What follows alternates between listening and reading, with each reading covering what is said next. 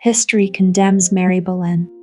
She is credited with having affairs with King Francis I of France and King Henry VIII of England.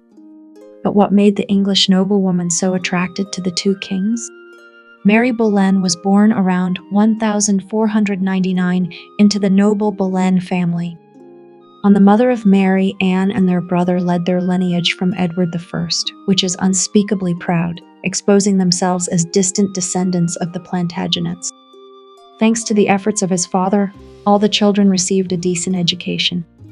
The girls owned weapons on a par with their brother, not afraid of the mud and blood on the hunt. Mary was older than Anne, and in general, despite the family ties, there were few similarities between the sisters. If Anne was a skinny brown-haired girl with a sharp tongue and an extraordinary mind, Mary was more considered the canon of beauty of an English lady. She was somewhat fuller than Anne, with smooth feminine lines, rounded hips, and an attractive bust. Her long wheaten hair flowed over her milky white skin. Her gaze lacked Anne's playfulness, but rather flickered with flames of curiosity. If Anne was like a briar or prickly rose, Mary was like a meadow flower. Her reputation was tarnished, but modern research says it was not so simple. Mary stumbled, but the king's will is law. And she was not fickle, though she was not without sin. Usually she is described as a submissive blonde with not too high intellectual qualities and bringing disappointment to her family. In reality, this was quite far from the truth. As a teenager, Mary traveled to France in the entourage of the future Queen Mary Tudor and remained in that service until her marriage. There is speculation that she had a fleeting affair with Francis I while serving in Mary Tudor's retinue, but this does not explain the notoriety that surrounded her. Francis I, an avid lover of ladies, loved to pluck all the flowers at his court. It was almost impossible to refuse the king. The situation was no better with Henry VIII. The attention of the king was not desirable for Mary, and in this relationship she rather found herself against her will.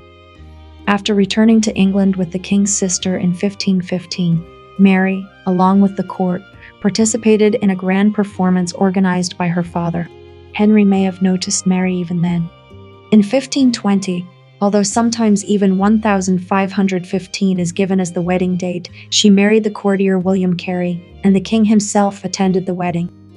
There were many masquerades and performances at court.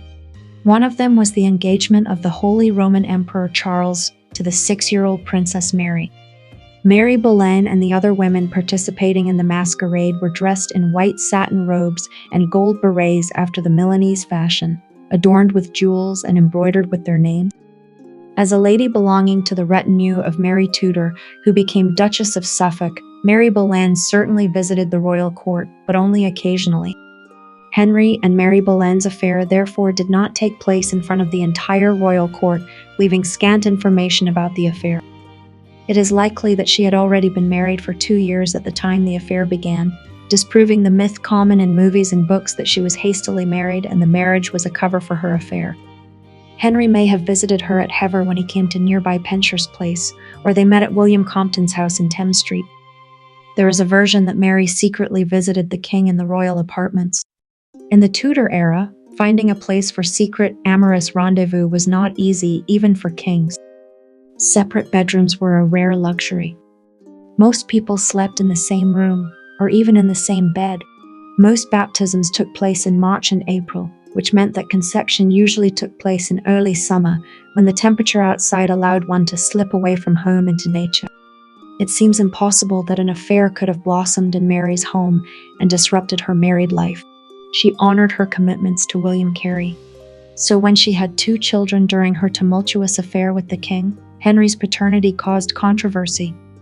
How could he legitimize the children if they were, with probability, from Mary's legal husband? In the case of Henry Fitzroy, there was no doubt about paternity.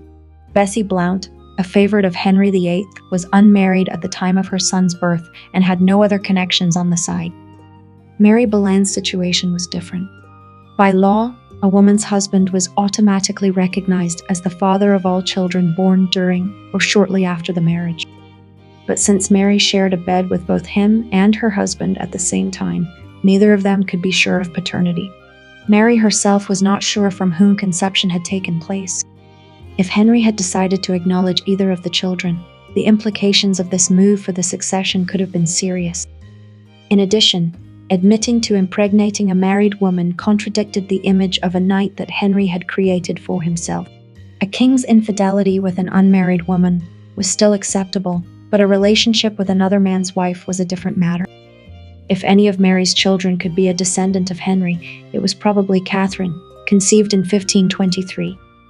She bears a resemblance to Elizabeth I, but that may also be because she is her cousin rather than a half-sibling. After Mary became pregnant, the romance with the king faded, and Henry still had doubts about the paternity of the children. It is likely that if Mary became pregnant with a boy again, the king's agony would become unbearable. In any case, historians tend to believe that Catherine was Henry's daughter. Later, after the death of her first husband, Mary incurred the wrath of her family by secretly marrying William Stafford, a soldier from a much lower class. She had decided to marry for love.